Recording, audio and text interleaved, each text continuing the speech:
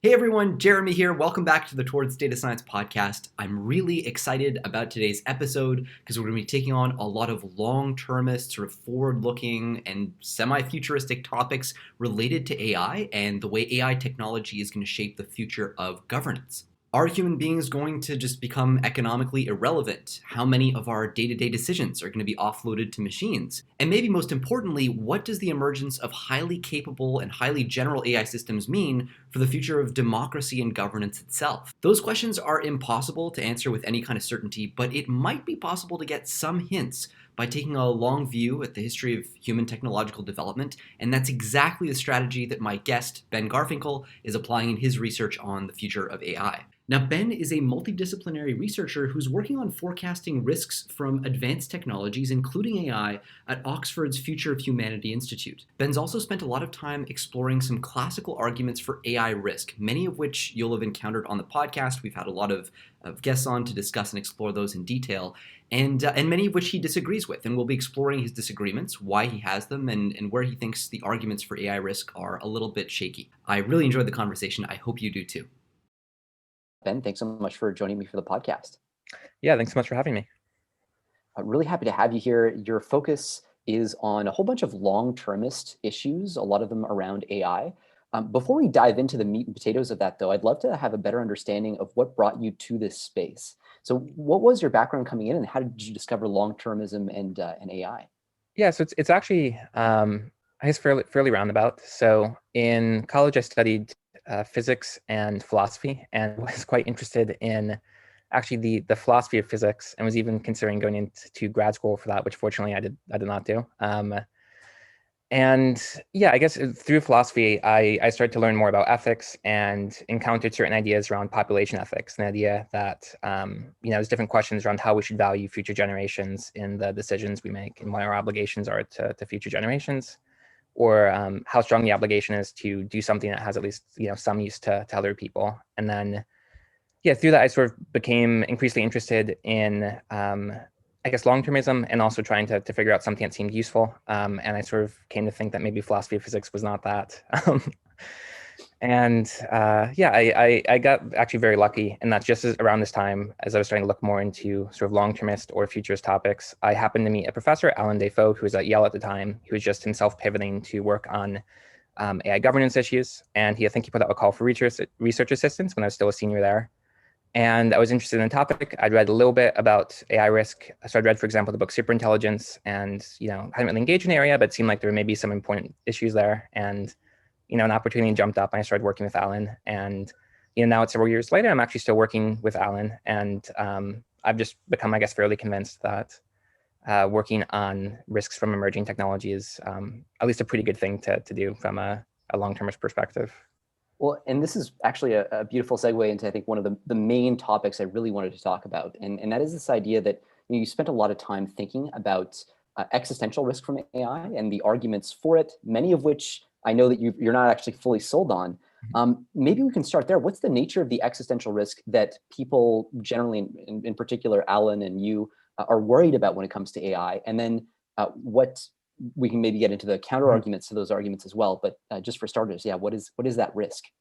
Yeah, so I think it's actually, I don't think that there's really a single risk that at least really predominates in the community of people thinking about the long-term impacts of AI. So I'd say that there's a few main, very broad and somewhat nebulous categories. So one class of risks, very quickly, is, I guess, risks I'd say are risks from instability. So a lot of people, especially in the international security domain, are worried about, for example, lethal autonomous weapon systems, maybe increasing the risk of conflict between states, maybe accidental, flash conflicts, or potentially certain applications of AI, let's say,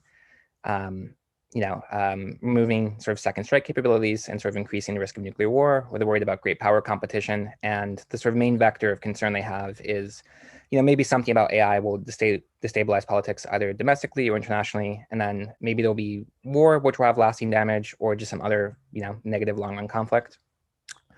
There's another class of concerns that is less focused on there being, let's say, some specific conflict or collapse or war, and is more focused on the idea that maybe there's some level of possible contingency in how AI reshapes society. And so you might think that certain decisions people make about how to govern AI will have lasting effects that carry forwards and affect future generations, and affect, for example, things like how prevalent democracy is, or what the distribution of power is, or just various other things that people care about. That maybe, for example, bad values would be in some sense entrenched. And what are some of the, because on that side, I imagine that's a very, obviously, it's a complicated area, but what are some of the ways in which people imagine AI transforming the extent to which, let's say, democracy is a tractable mode of governance in the future? Yeah, so just on democracy, so there's obviously some speculative edge to this, but one argument for being worried about democracy is that democracy is not really normal.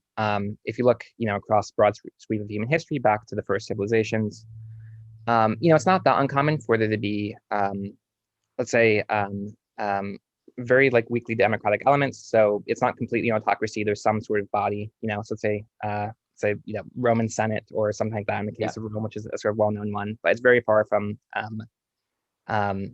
what we have right now, which is almost universal suffrage in a large number of countries, with very responsive governments and sort of consistent transfer of power. That's extremely rare from a historical perspective. And even if things that are not full autocracy were somewhat common before, this is a very different thing the past couple hundred years.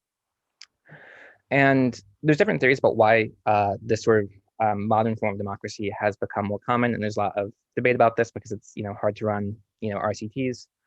But a lot of people do point to at least certain economic changes that happened around the Industrial Revolution as relevant. So one class of change that people sometimes bring up is that land reform was a really serious concern before the Industrial Revolution. Some of the concern was that if you give a lot of common people power over the government or leverage, then they'll choose to just redistribute land, which is the primary form of wealth, from wealthy actors more broadly, should be very disruptive. And that as countries industrialized and land became less relevant as a form of wealth, maybe these land reform concerns became less of a blocker. You no longer had this sort of landed aristocracy that had this very blunt policy fear. Another concern as well is that the value of labor went up as well, just as productivity increased. And this maybe gave people in some nebulous sense more bargaining power because the typical worker just what they did had more value, and they could create a larger threat by threatening to basically just remove their labor. Or urbanization is also thought to maybe have been relevant, maybe people being packed in the cities made it easier to organize and actually have successful revolutions. And there's a lot of different factors that people basically point to as being economic changes that maybe helped democracy along its way, or helps at least partly explain why it's more prevalent today. And so one concern you could have quite broadly is if the prevalence of democracy is in some way contingent on certain material or economic factors, then that have only really held for the past couple hundred years. Maybe this isn't normal. Maybe if you just change a lot of economic and technological variables, that's it's not going to hold. And there's some more specific arguments here. So one pretty specific argument is just if the value of human labor goes very low, or even goes to zero in most cases, because you can just substitute capital for labor because AI systems can do anything that people can do. That maybe removes the power of workers. If you can automate law enforcement, or the putting down of uprisings, because military technologies can be automated as well. Maybe that makes authoritarian governments more stable. It means that they don't need to make concessions out of fear of uprisings. And maybe as well, if the value of labor goes to zero, then wealth at that point might become very heavily based on just who owns capital, or who owns machines basically. And maybe it creates a situation that's very analogous to the old concerns about land reform, where wealth wasn't really based on these more nebulous things. The value of people's labor didn't really play a role. It's just largely there's a thing that you own that you basically collect rents on.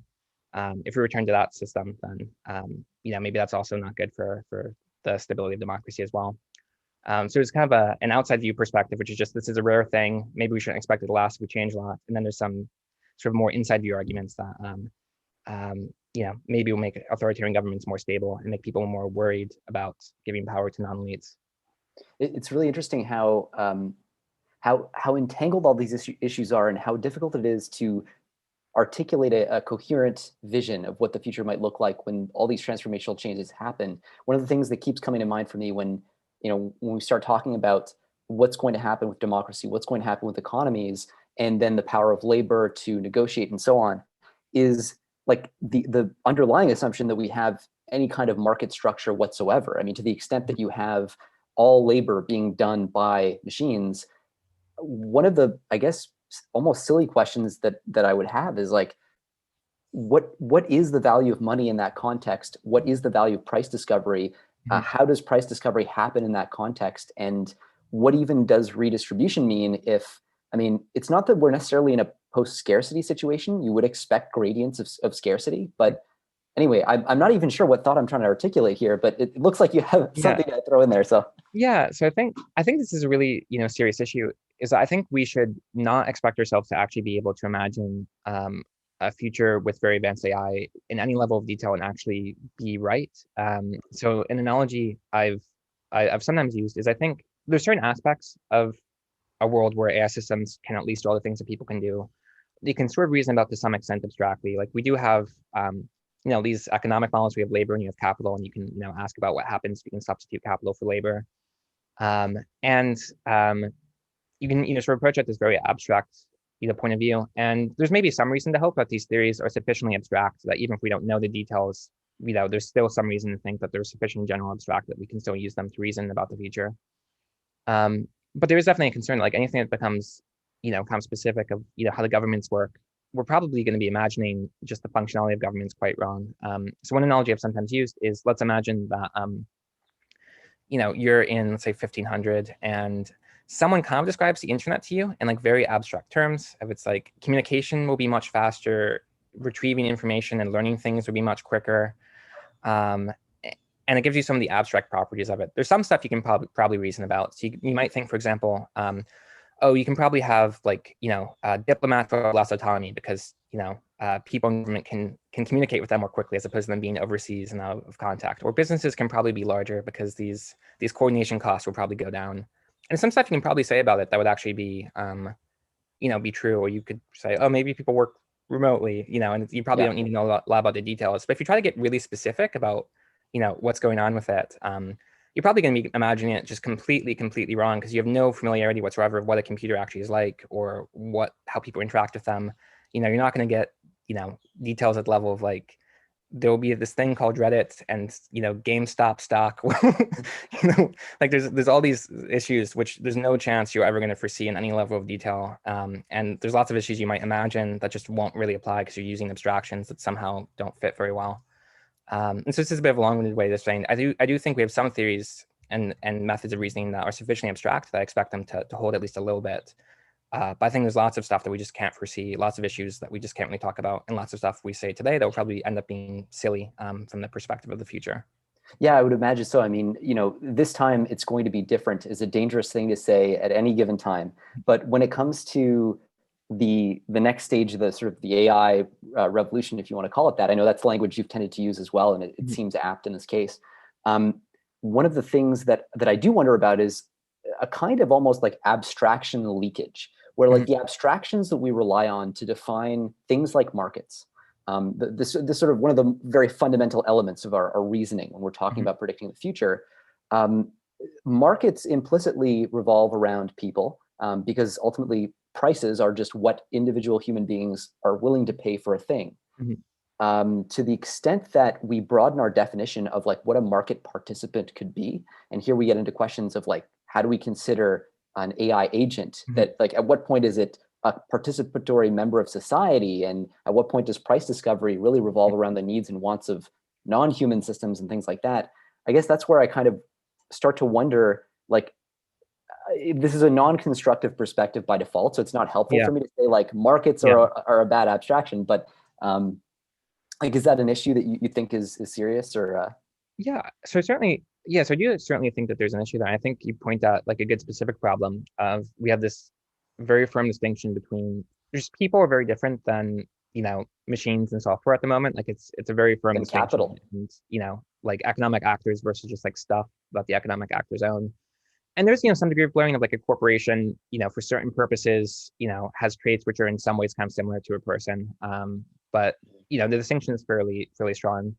Or even just distinction between capital and labor. It's like this is not really, there aren't really ambiguities around this at the moment. But if you think that like very broadly capable agential AI systems will exist in the future, we think that maybe people have interesting relationships with AI systems where they create AI systems which are meant to sort of pursue their values.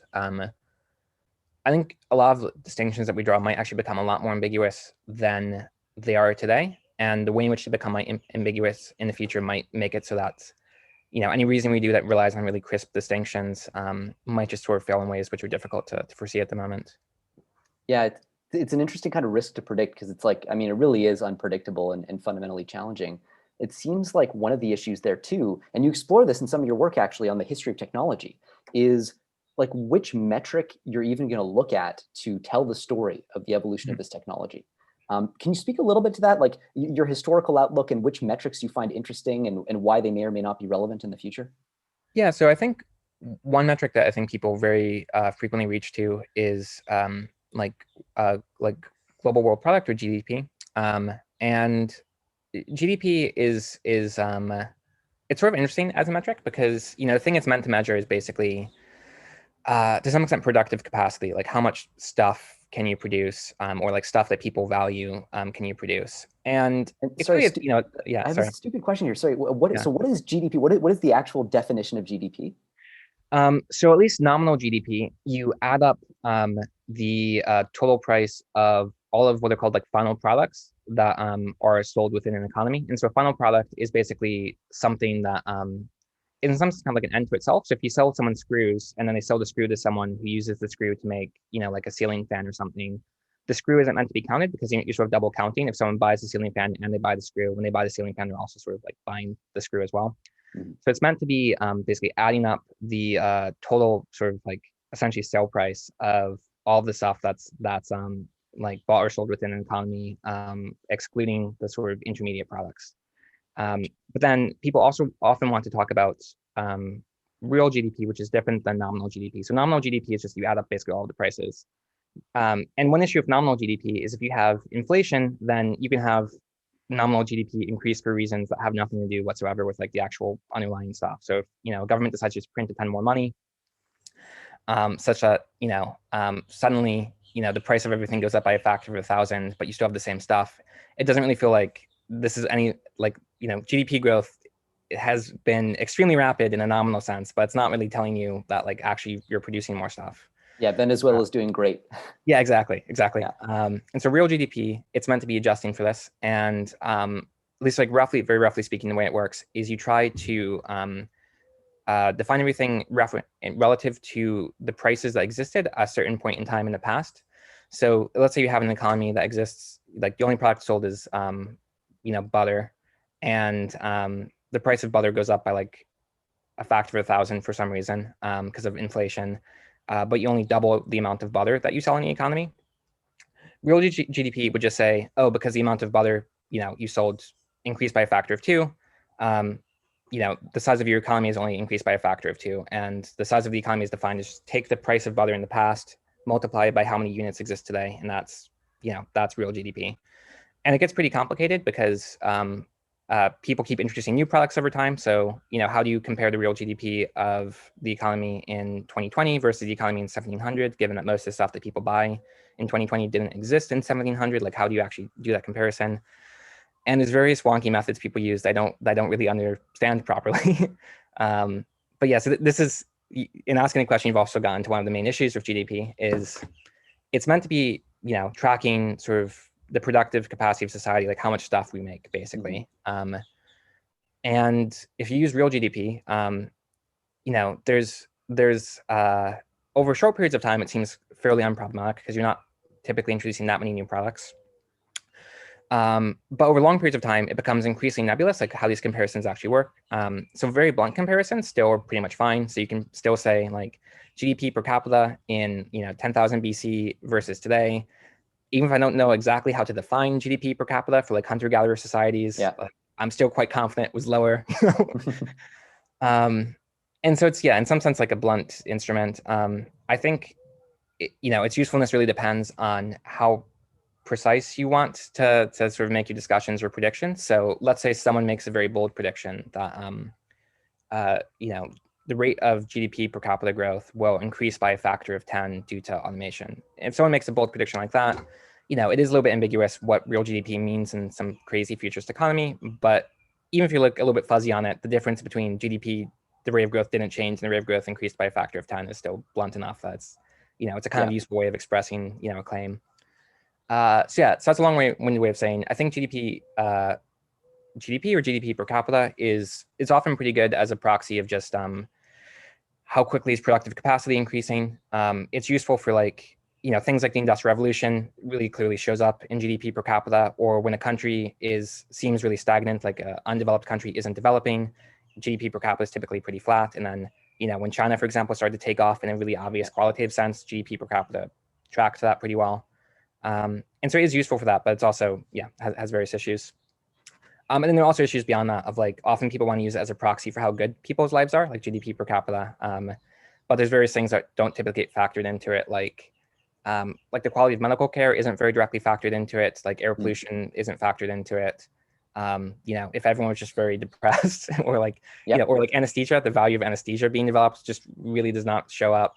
There's a classic paper by William Nordhaus that shows that quality improvements in light, like the fact that light bulbs today are just way better than candles, more than 100 years ago, doesn't really show up. So there's, so long-winded of saying basically lots of issues, at least as a crude measure, pretty good, but doesn't necessarily correlate that actually as well as you might hope with well-being and other things of interest. It is interesting that when you tagged on that last piece, it doesn't correlate well with well-being.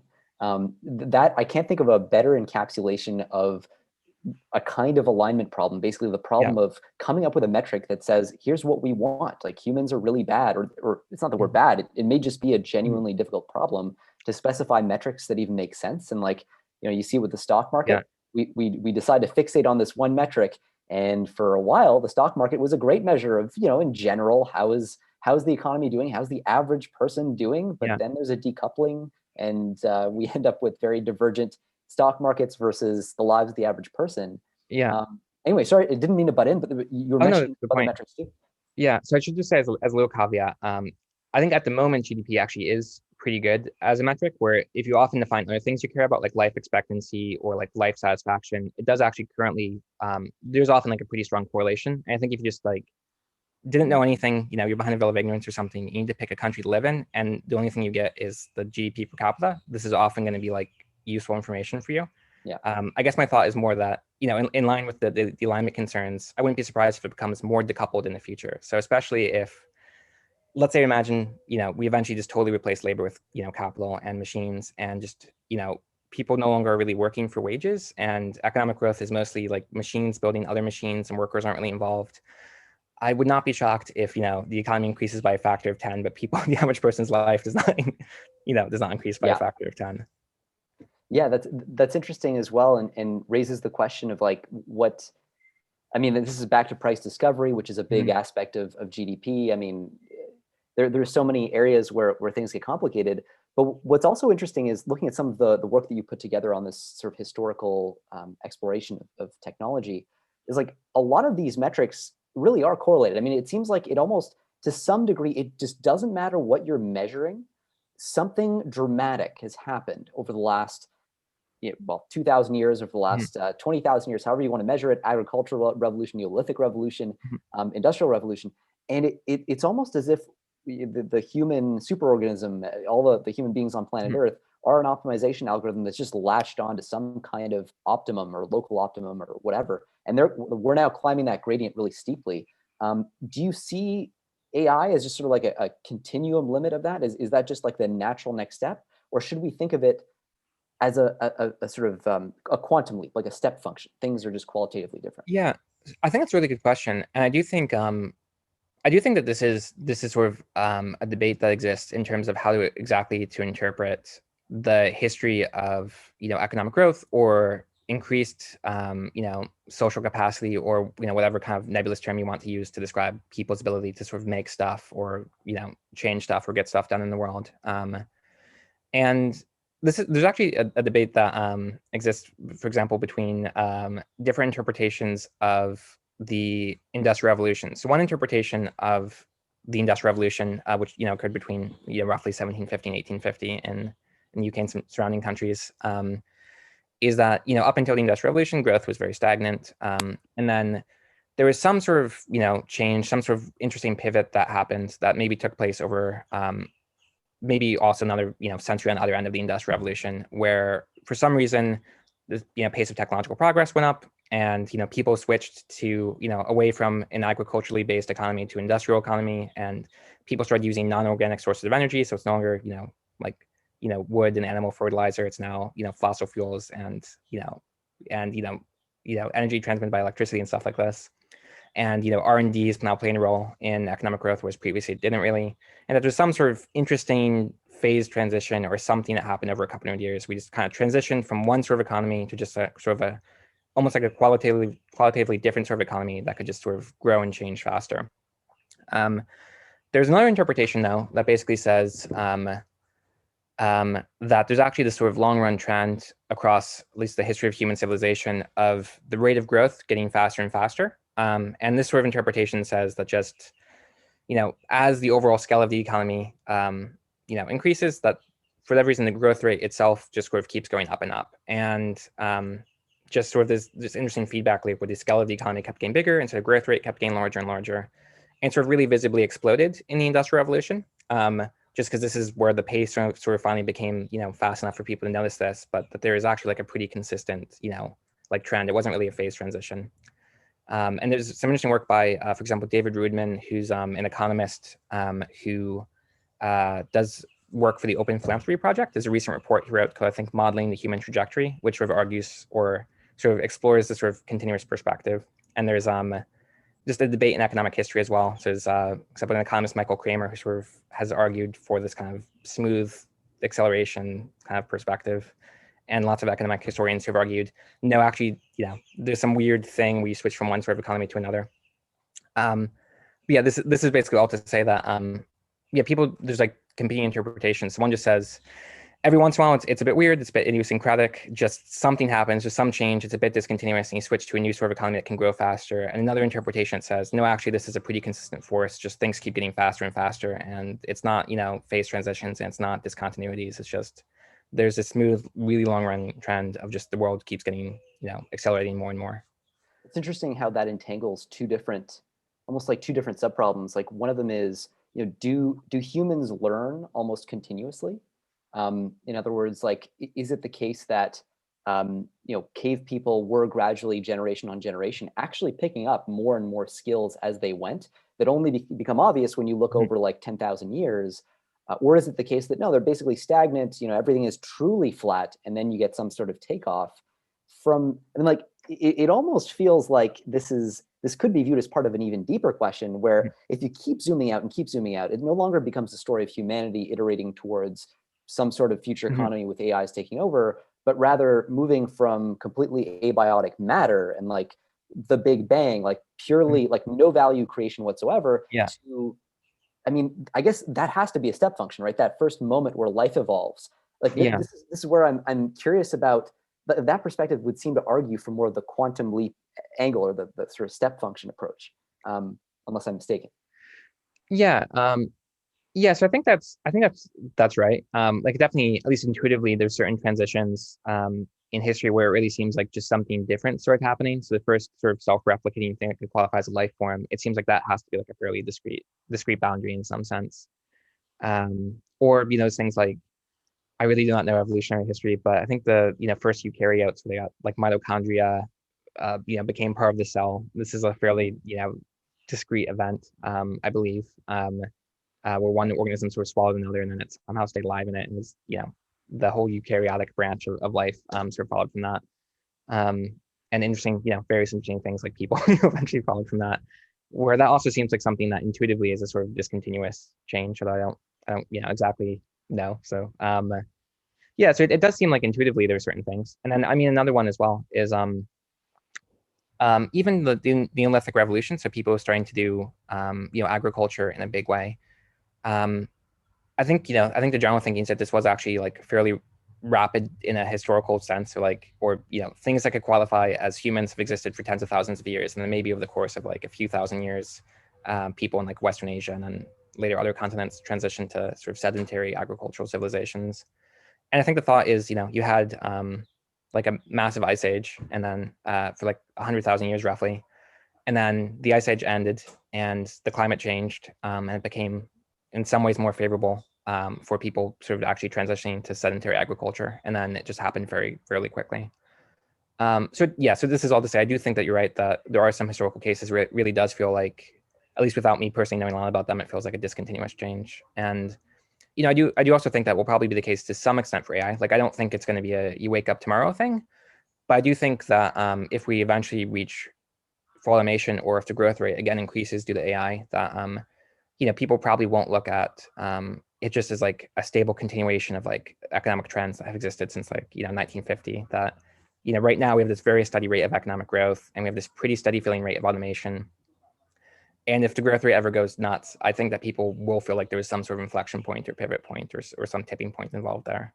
Well, and that's actually as good a transition point as any that I could imagine to the second area you've been looking at that I really want to discuss, which is your views on AI safety, not AI safety necessarily, let's say AI risk, and this idea of a smooth transition to an AI-powered world, or let's say a very abrupt transition to a kind of dystopic or existentially deadly scenario. So you have some views on this. Maybe I'm just going to kick things off with that. So can you lay out what your thoughts are on like where you think the AI risk argument is strong and maybe where it fails?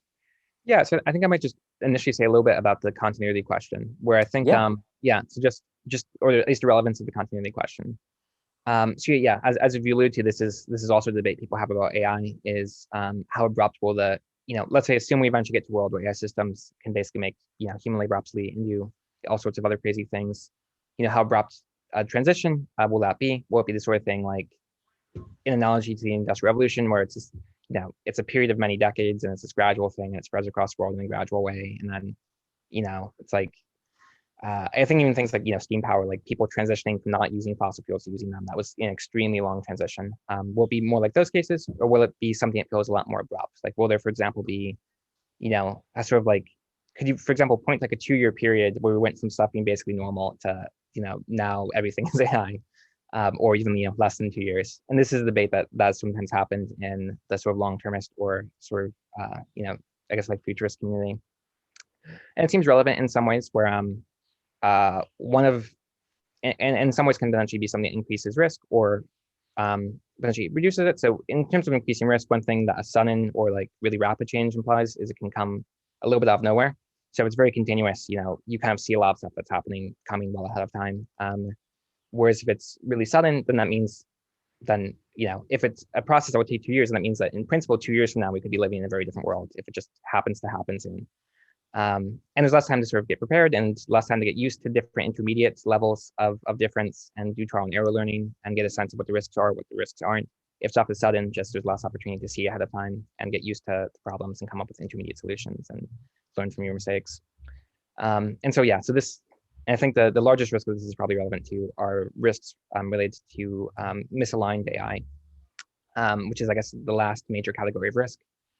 And these are also a little bit diverse, and I believe you've had some previous people on the podcast, talk about them. But a lot of the concerns is basically boiled down to, lots of AI systems we develop in the future will probably, to some extent, behave as though they're pursuing certain objectives or trying to maximize certain things about the world. In the sense that like Go playing system is trying to win at Go, and a system that makes predictions about reoffense rates in a criminal justice perspective is kind of, in a sense, trying to increase predictive accuracy or that sort of thing. And the concern is that the goals that AI systems have will in some sense diverge in an important way from the goals that people tend to have, and that this will lead to a disastrous outcome. We have AI systems which are quite clever and quite good at achieving whatever goals they have, just doing things that differ from what people want. And so speed is really relevant to this because if you think that this is going to be this pervasive issue of someone creates an AI system and deploys it, and then there's some sort of subtle divergence between its goal and the goals that people have, and this causes harm, it seems like if there's a really continuous transition to AI systems playing larger and larger roles in the world, that there's probably quite a lot of time to notice kind of less catastrophic versions of this concern, or learn what works or doesn't work. Not everyone is fully convinced that just gradualness and trial and error is enough to completely resolve the issue, but it seems like surely it's helpful to actually be able to see more minor versions of the concern and come up with solutions that work in minor cases. Whereas if stuff is very sudden, then let's say we wake up tomorrow and we have AI systems that in principle can just completely replace human labor, could run governments, could do whatever. If we, for whatever reason, decide to use them and they had goals which are different than ours in some important way, then this is probably a lot more concerning and we might not see issues coming. Yeah, so I think, so I guess, can you remind me, is your question, what are the, what are the reasons why this might not be a major concern, or just what's the set of arguments for it being a concern one way or the other? Well, actually, I think there's an even more specific kind of concern that you've sort of taken a lot of time to unpack, and it's this concern around the argument that Nick Bostrom makes in his book Superintelligence. Just to briefly summarize, to tee it up here, the idea is, and I'm going to butcher this, and please feel free to highlight the various ways in which I butcher this, but the idea is something like, if we assume that AI teams, let's say at OpenAI and DeepMind and wherever else, are gradually iterating and iterating and iterating. One day, one of them has an insight or purchases a whole bunch of compute or gets access to a whole bunch of data. That's just the one thing that's needed to bump a system from like pathetic little GPT-3 to like now all of a sudden human level or above.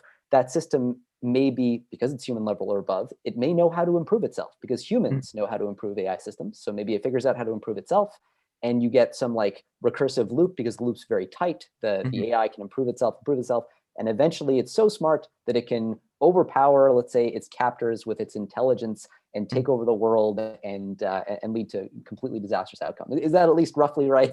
Yeah, so I think that is basically roughly right.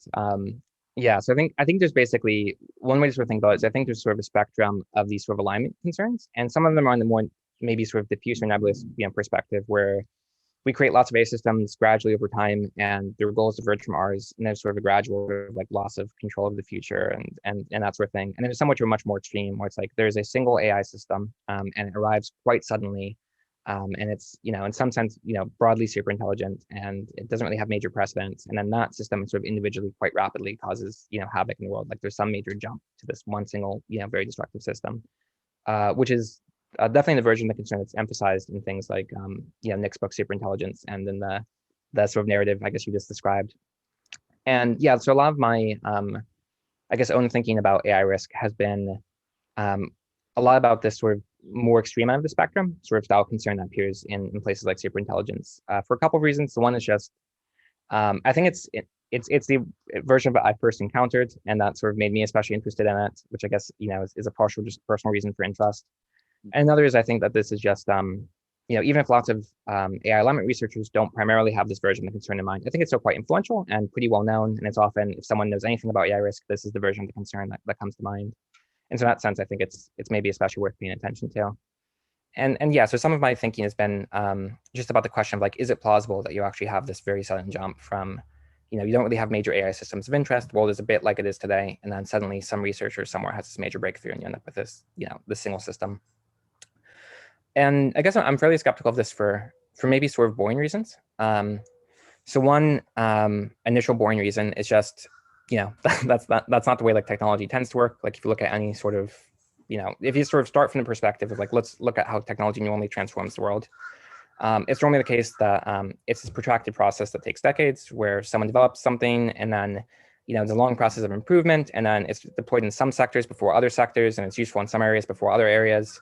And then people need to develop complementary, inventions to take advantage of it. And people need to sort of figure out how to actually use it appropriately. And there's lots of annoying tweaking and issues they don't foresee that make it a slow process. So like electricity, it's, I think the electric motor, sometime in the early 19th century, I believe it's invented, but then electric motors, don't predominate in like American factories until, something like the 1930s. Or the first digital computers, middle of the 20th century, but it's not until like the 90s that they really show up in productivity statistics in a big way. And even then, not really, and still, loads of countries not like that pervasively used in different important contexts. Not even that, in a sense, like that large a portion of the economy. And so if you kind of just start from there, it's like, don't look too specifically at the details of AI and say like, what would I expect if it's like, any other technology we've ever had? It's probably its economic transformation is going to be a gradual thing, lots of annoying stuff that happens. And do you think, so just to kind of probe at that a little bit? Yeah. So one of the things that I would imagine has made the progress and distribution of technology accelerate in the last like 100 years or whatever period we choose is precisely communication. We talked about that quite a few times, the role the internet played and so on. And communication in particular in terms of tightening feedback loops between the teams of people who design product, the teams of people who Mhm. deploy it, the teams of people who sell it, and so on. To the extent that that integration, that coherence is driven by communication, would that undermine this argument in the sense of saying, well, if you have a single AI Mhm. system that's internally coherent Mhm. and that's able to essentially tighten that feedback loop, not infinitely, but Mhm. like to machine time, does that, do you find that position interesting? I guess is what I'm trying to ask. Um, so I guess I find it interesting, but not persuasive in a Yep, sense. yep. So yeah, so I think so.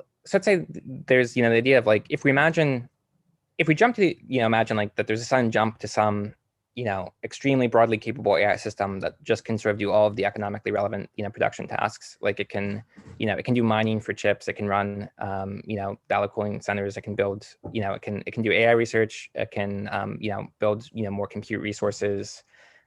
It can manage, military strategic, like if you imagine it, there's a single system that just sort of abruptly comes into existence that's just itself kind of doing all of this without interacting with outside actors or pulling on external resources. That does sound like there's some intuition of like stuff can happen faster because just the communication efficiency costs have just gone down a lot. But there's sort of, one of the questions is like, should we imagine that this is the way development will work? That there will be like one single system that just kind of abruptly gets all these capabilities? And I guess that's something that I'm fairly skeptical of in the case of AI, and also again for like somewhat boring reasons. So we do know that you can have progress in different areas at the same time. So something like that, I imagine probably a lot of your listeners are familiar with this, language models, or like this recent system GPT-3 developed by OpenAI.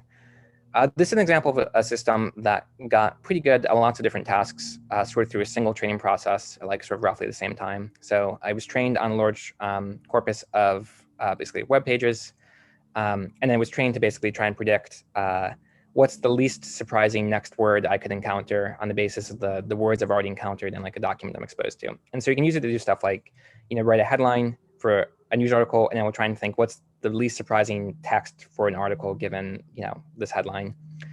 And, one thing people find is you can actually use it to do a lot of different stuff. You can use it to do translation, for example, where you can write a sentence in Spanish and say the English, translation of the sentence is blank, is colon, and the system will go, the least surprising, thing to find next would basically be like the English translation of it. You can use it to write, poetry, like what's the least surprising ending to this like Emily Dickinson, poem, or that sort of thing. But even in these cases where lots of different sort of capabilities kind of, in some sense, come online at once, you do still definitely see a lot of variation in terms of how good it is at different stuff. So it's like pretty bad for the most part at writing like usable like computer code. Like it can do a little bit of this, but basically can't do it in a useful way at the moment. It's like pretty good at writing like Jabberwocky style poems. Like one of these sort of came before the other.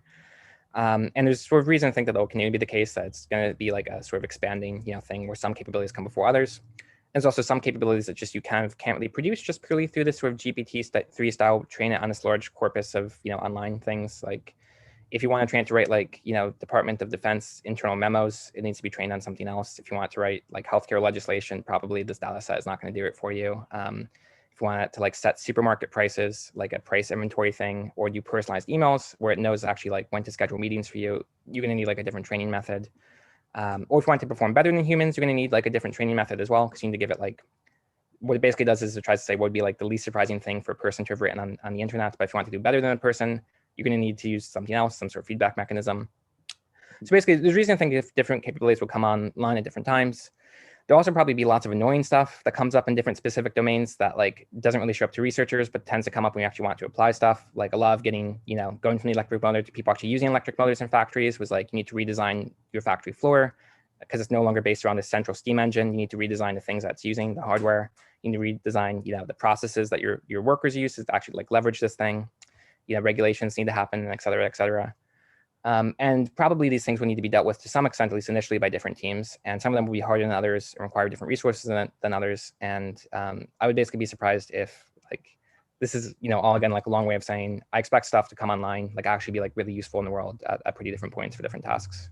Interesting. Yeah, that makes perfect sense. And it's exactly what's interesting to me is it's exactly the kind of error that that a theorist would make. Like, imagining a system that, not that it is an error. I mean, the scenario could easily come to pass, but these are interesting objections that seem to map onto the psychology of somebody who's focused on theoretical optimization rather than optimization of systems and economies in practice. Interesting. So none of this, though, seems to suggest that it would not be possible at some point in the future for an AI system with the ability to self-improve iteratively and ad infinitum to be developed. So I guess the question is, there's two parts to this question. First off, do you think that that's the case, or do you think that it will be possible to build such a system? And B, do you think such a system will be built or is likely to be built? Is there a series of incentives that stacks up to get us to a recursively self-improving AI that just goes foom eventually and does whatever? Is that a plausible story? Yeah, so I guess I have a couple of bits here. So first bit is it's unclear to me that recursive self-improvement will really be the thing. So clearly there are feedback loops and will be feedback loops in the future. So we see this with lots of technologies in a more limited way. So the existing software is useful for developing software. People use software developers use software. And computers are useful for designing computers. If people at NVIDIA or any sort of hardware manufacturer didn't have computers to use, they would probably find their jobs quite a bit harder. So there's loads of cases where technology sort of aids its own development, or a technology aids development of further technology. It's typically not recursive, where it's not typically exactly the same artifact that's improving itself. And in the case of AI, I don't necessarily see a good reason to expect it to be recursive. I definitely expect AI to be applied more and more in the context of AI development, searching for the right architecture, or doing meta learning, figuring out what's the most optimal way to basically develop another system, or make it work well. But I don't necessarily see a strong reason to think that's the individual system doing it to itself, as opposed to a system that's developed to help train other systems, sort of, in the same way software doesn't tend to improve itself. I don't really see a great benefit to it being recursive. I mean, it could be the case that that's done, but I sort of don't see why it would be recursive, why that's inherently more attractive. In some way seems maybe less attractive. It seems somehow a bit messier, or it seems nice if this is a bit of a modular thing. Yeah, I guess it to some degree, just to sort of to bolster this argument a little bit from an engineering standpoint, I would imagine that there's this abstraction of different systems. Yeah. This term that we use to say there's system A, there's system B. System A is either improving itself, or system B is improving it, and then maybe system A all that stuff. I guess what I'd be thinking of in this case is an abstraction that covers something like a closed system that crucially operates on machine time. So the key distinction to my mind that would define a takeoff of this form would be the fact that this either self-optimization or system A improves system B happens on the order of microseconds or what have you, such that humans do not intercede in the process and are ultimately surprised by the result, or the result can deviate significantly from our expectations. Yeah, so I think maybe one of the key distinctions is labor basically involved in the improvement process. And so one sort of general counter to this AI feedback loop being really important to really increasing the rate of change that much is just we already do have we already do have these feedback loops where loads of tasks that researchers would have been doing, or engineers would have been doing at the beginning of the 20th century, they just don't do anymore. They've just been completely automated. So just actually doing calculations by hand was a huge, time sink. It was the whole, research effort for engineering. And so there's been massive automation, in terms of the time that people spent doing a huge portion of it's been automated away. And so in that sense, there's been this really strong feedback loop where, technological progress has helped technological progress. But we haven't actually seen, at least since the middle of the 20th century, we haven't seen an increase in the rate of productivity growth, or technological progress, at least in leading countries. It seems to have actually gotten slower, if anything. And the rate now is comparable to the beginning of the 20th century in the US. And so clearly this feedback loop isn't enough on its own, and there's an offsetting thing, and probably the main offsetting thing is this idea is getting hard to define phenomenon, where yeah, technology helps you make new stuff, but also each new thing you want to make is a bit harder to make than the previous thing. Because if it was easy, you would have already done it, and so that's kind of one general counter argument. And then the counter argument to that is like, well, this whole time that we've been automating lots of the tasks involved in research, and then creating machines to do them, and then improving the machines, human labor has always been a part of it. And if you have this sort of story where human labor and stuff done by capital basically is complementary, then you can have sort of a labor bottleneck story where we keep making cooler machines and keep making more machines, but there's diminishing returns on the coolness of your machines or the quantity of your machines for a fixed amount of research effort. And so research efforts are the bottleneck. It creates this diminishing returns phenomenon where just it really limits the marginal value of the additional cool tech stuff that's involved, done by researchers or owned by researchers. And then the number of researchers grows at this pretty constant exponential rate that can't really be changed that easily because it's linked to population and things like that. So then the story might be if you actually remove just human labor completely from the picture, just people are just not involved in R&D anymore or manufacturing, then maybe in that case, you no longer have this diminishing returns effect. You no longer have this bottleneck that you get diminishing returns on capital for a fixed amount of labor. Maybe it just feeds back directly to itself. Diminishing returns kind of go away in some important sense. And then the feedback loop really takes off once you just completely remove humans from the loop. Would be the story you could tell to say, why the feedback loop will be different in the future than the non-explosive feedback loop we've had for the past century.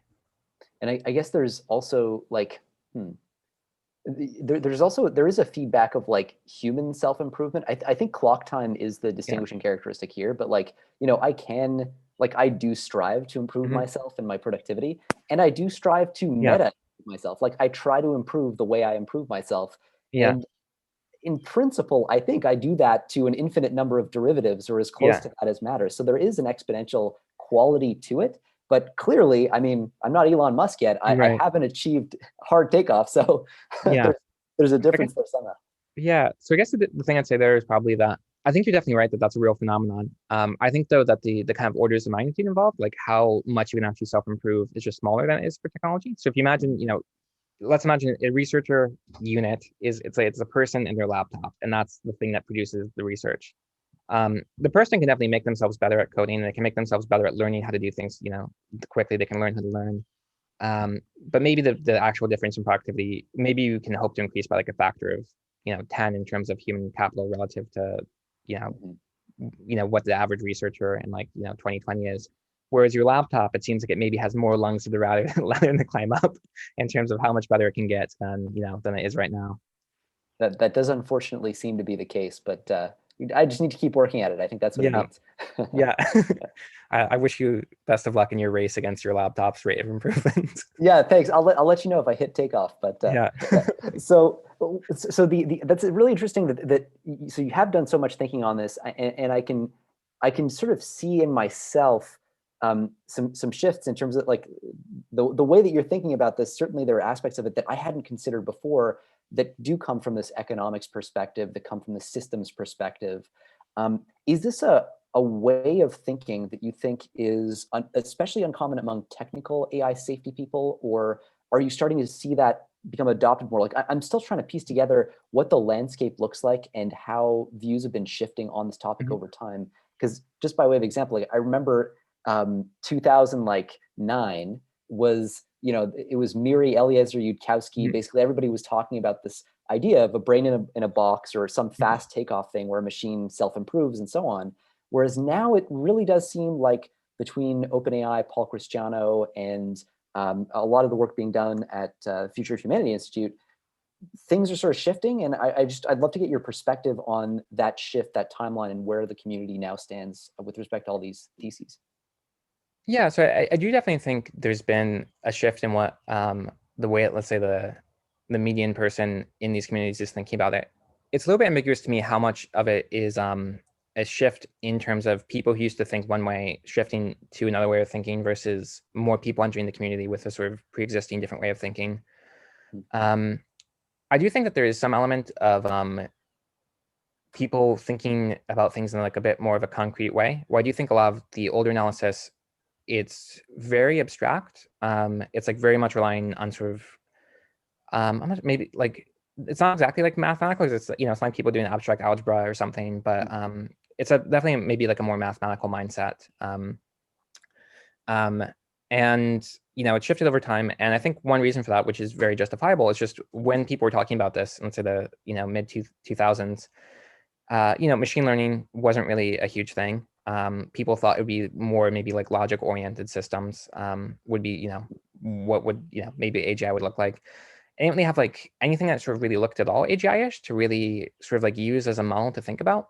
And I think as the community's kind of machine learning sort of took off and people started to have these systems like something like GPT-3, where obviously this is not AGI, and probably AGI will be like very different than that. It's like it's like a little bit of like a stepping stone in a path to AGI. It's like a little bit maybe AGI-ish or something. And I think having these concrete examples just sort of leads you to start thinking in like a slightly different way, where you start to realize that like they're actually like a little bit hard to describe in the context of maybe these abstract frameworks that you had before. So like GPT-3, like, does it have like a goal, or like, if you want to predict its behavior, how useful? Like, I guess its goal is kind of to produce whatever next word would be, like unsurprising, but it somehow doesn't exactly feel right to think that way. And it's not clear how useful it is for predicting its behavior. Like, it doesn't really seem like there's a risk of it, doing some crazy, like, killing people to prevent them from stopping it from outputting. Like, somehow it just kind of feels like it doesn't really fit very well. And so, and also just seeing like more concrete applications and thinking. So I think just saying that, like Paul Cristiano said, for example, that to some extent being optimistic about, I think you could actually probably do that thing with machine learning not that far in the future without major breakthroughs, lends people to also think in a more continuous sense, where it's not all or nothing. It's like you can kind of see the stepping stones of intermediate transformations. And so I think it's seeing intermediate applications, having a bit more concreteness, and feeling like a little bit like maybe more skeptical of the abstract concepts using just because it's hard to fit them onto the thing you're seeing, or maybe some forces that have had an effect. Although I think, to be clear, I do definitely think that there are plenty of people who think that the more mathematical and sort of classical way of approaching things is still quite useful, or is maybe the predominant way they approach things. Yeah, I mean, I actually have heard arguments, not necessarily arguments that a system like GPT-3 would become pathological in the way described, but at least stories that can be told that sound internally consistent, to describe worlds in which a system like that could go really badly wrong. In that case, it's something like, imagine GPT-10, like whatever the year would have to be for that to happen, and you have the system that necessarily, I mean, it is doing this like glorified autocomplete task, but in order to perform that task, one thing that seems clear is that it's developing a fairly sophisticated model of the world. There's some debate over the extent to which this is memorization versus actual generalizable learning, but let's give GPT-3 the benefit of the doubt and assume it is generalizable learning. To the extent that that's the case, the system continues to develop a more and more sophisticated model of the world, a larger and larger context window. Eventually, that model of the world includes the fact that GPT-3 itself exists and is part of the world. Eventually, this realization, as it tries to optimize its gradients, makes it realize, I could develop direct control over my gradients through some kind of wire heading, is usually how it's framed in the alignment community, and so on. Like, I think there are problems. The problems that you described apply to this way of thinking, but it's interesting how GPT theory really has led to this kind of concrete thinking about some of those abstract. Yeah, I think it's just also very useful as so. So, for example, I think it's also very useful to have these concrete systems, because I also think they force differences in intuition, or force differences in kind of background assumptions to the surface. So, just as one example, is like, it is definitely the case that some people have expressed concern about these GPT systems, or if you have GPT-10, then maybe this would be very dangerous. And I actually wouldn't have guessed this, or I guess I wouldn't have guessed other people had this intuition, just because I sort of didn't have it.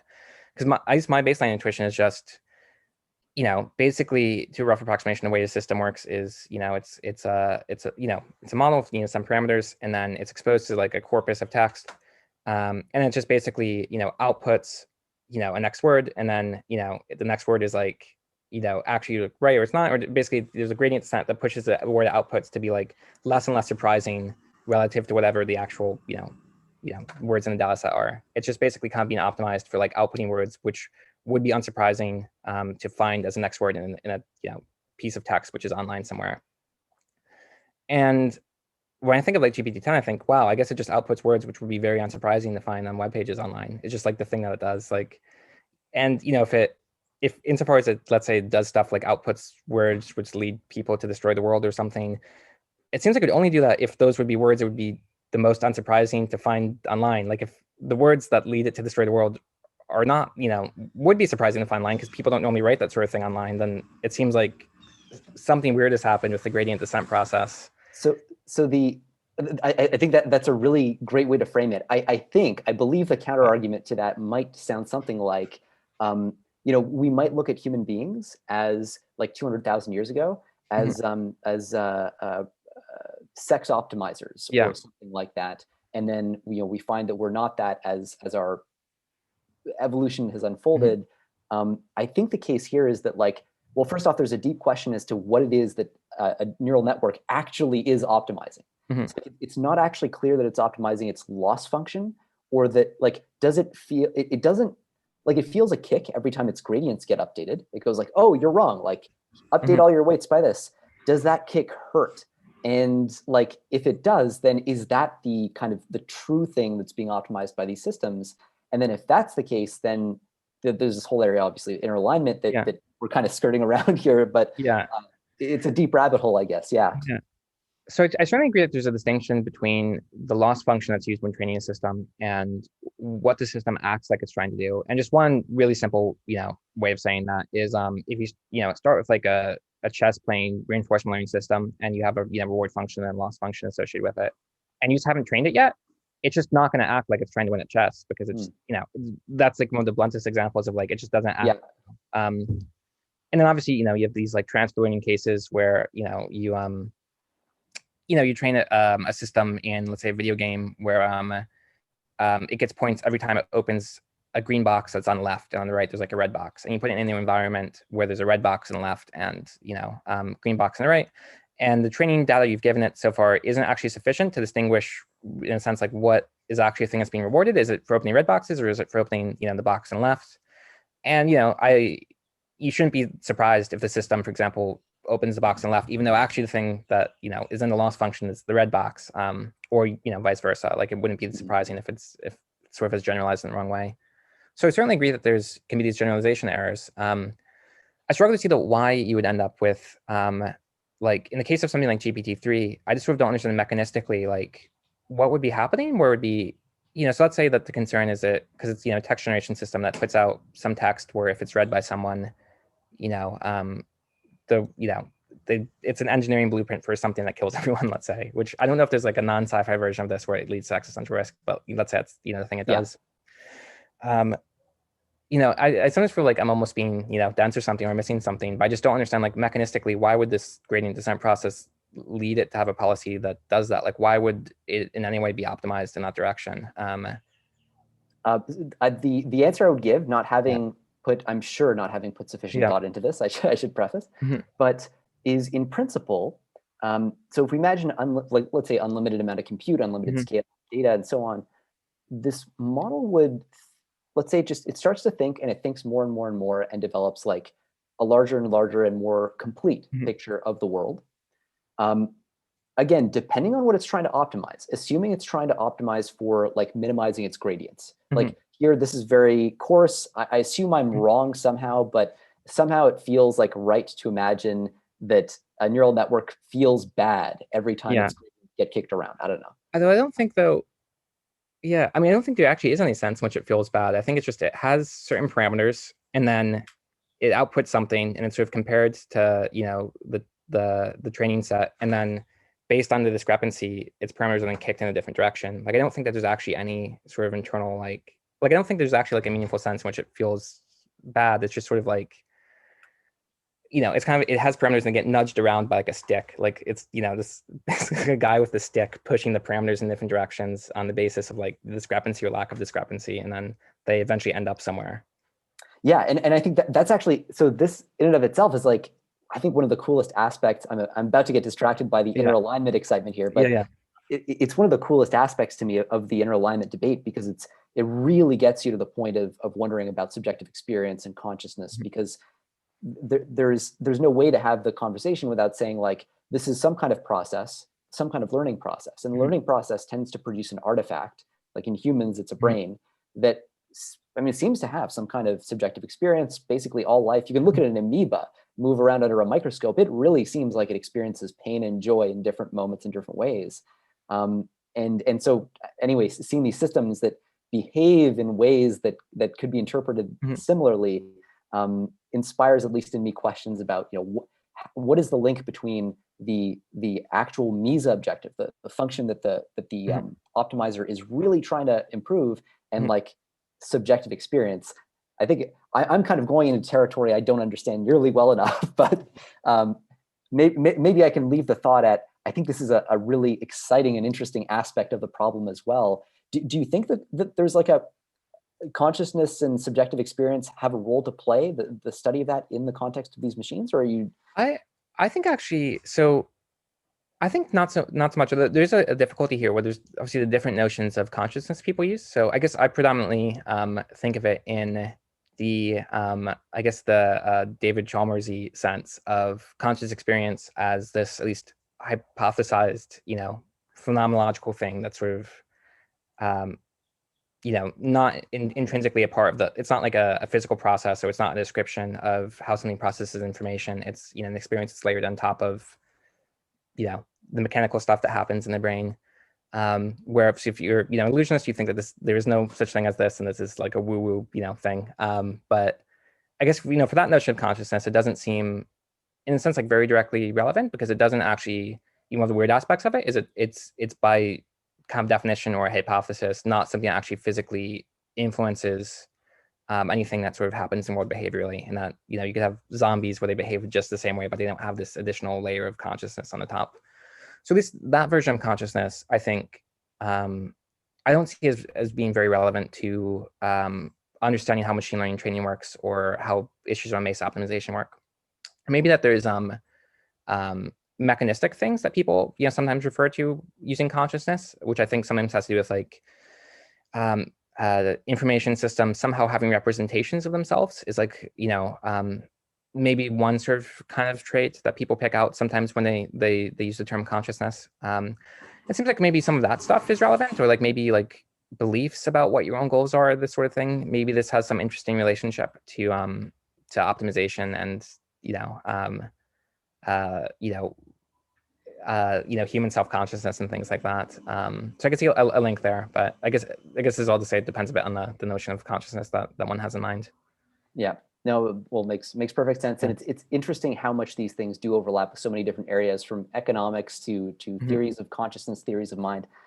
Thanks so much for sharing your insights, Ben. I really appreciate it. Do you want to share, do you have like a Twitter or a personal website that you'd like to share, just so people can check out your work? Because I think you're working on fascinating stuff. Yeah, so I do have a personal website with very little on it, but there's like a few papers I reference. That's benmgarfinkel.com.